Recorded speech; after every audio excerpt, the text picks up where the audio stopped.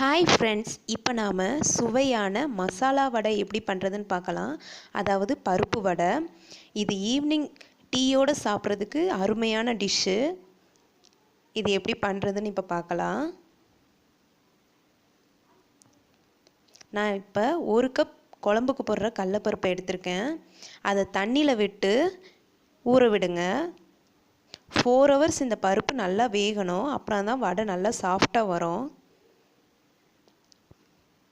4 ஹவர்ஸ்க்கு அப்புறமா நான் பருப்பை நல்லா சுத்தம் பண்ணி இந்த மாதிரி எடுத்திருக்கேன். இப்போ ஒரு மிக்ஸி ஸ்டாரில் ஒரு சின்ன துண்டு பட்டை, 4 பல் பூண்டு, ஒரு சின்ன துண்டு இஞ்சி, ஒரு பச்சை மிளகாய்.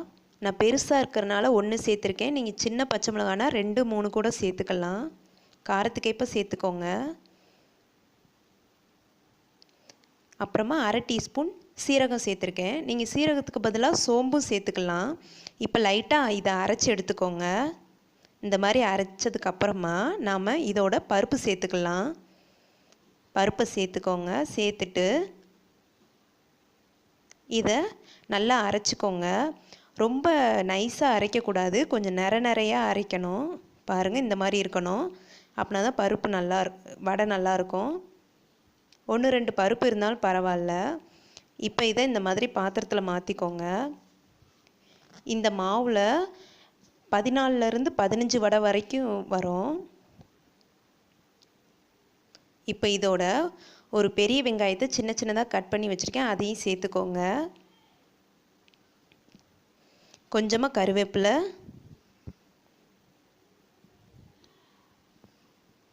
கொஞ்சமாக கொத்தமல்லி,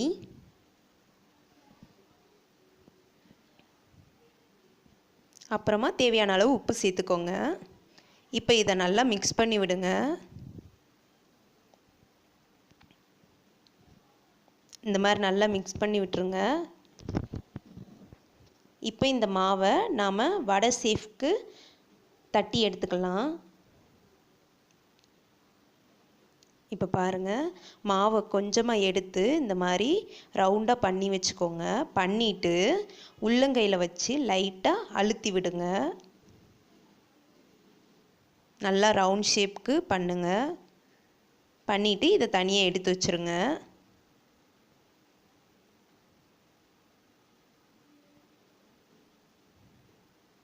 கொஞ்சமாக மாவு எடுத்து இந்த மாதிரி உருட்டிக்கோங்க. ரவுண்ட் ஷேப் வந்ததுக்கப்புறமா உள்ளங்கையில் வச்சு இந்த மாதிரி அழுத்தி விடுங்க. இப்போ எல்லா மாவையும் இந்த மாதிரி தட்டி எடுத்துக்கோங்க. நீங்கள் இந்த மாதிரி வடை பண்ணுங்கள், கண்டிப்பாக உங்களுக்கு சாஃப்டாக இருக்கும். இப்போ மாவு தட்டி எடுத்தாச்சு. இப்போ நாம் இதை பொரிச்சு எடுத்துடலாம்.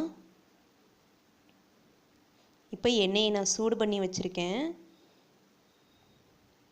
எண்ணெய் சூடானதுக்கப்புறமா இந்த எண்ணெயில் ஒன்று ஒன்றா போட்டு எடுங்க.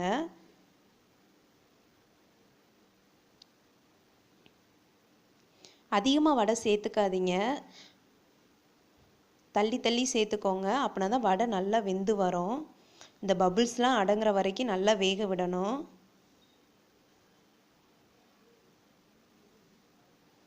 லைட்டாக பொன்னிறம் ஆன உடனே இதை திருப்பி போட்டுக்கோங்க.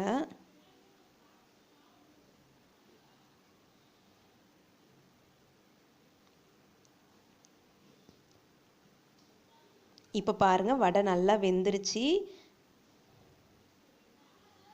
இப்போ இதை நம்ம தனியாக எடுத்து வச்சுக்கலாம். நீங்கள் ஈவினிங் இந்த மாதிரி ஸ்நாக்ஸ் பண்ணி கொடுங்க, குழந்தைகள்லாம் விரும்பி சாப்பிடுவாங்க.